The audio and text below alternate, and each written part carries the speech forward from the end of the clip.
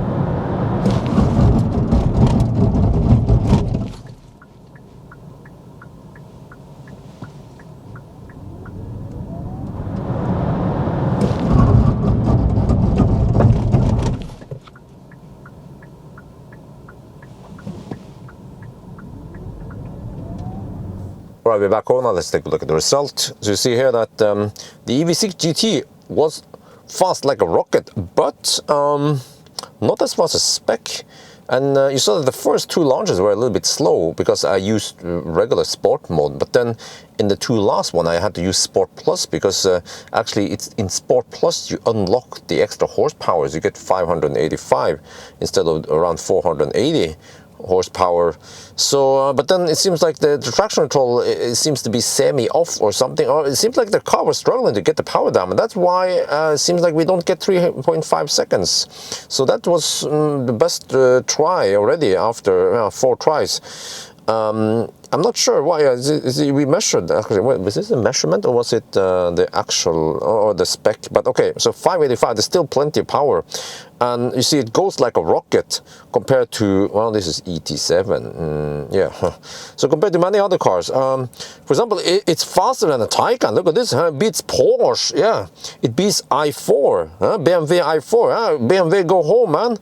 So it just goes like a rocket. There was actually I tried a little unofficial launch or not launch, a little race against an i4 when I was out on the motorway, and it was pretty much neck on neck. The first one, I don't know why, I was faster than the i4.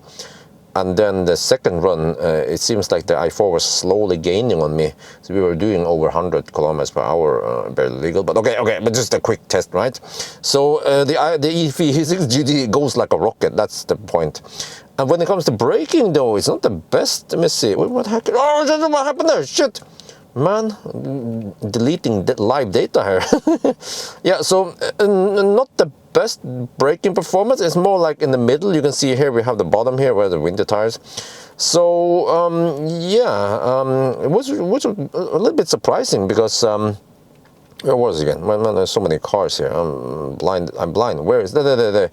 Because we have fairly fat tires, but and fairly fat brakes, big fat brakes, but somehow not that great braking, huh? Is it because it's cold outside? Is it because these are sticky tires, man? Pilot Sport 4S, they are quite sticky. So all right, and then last one is noise.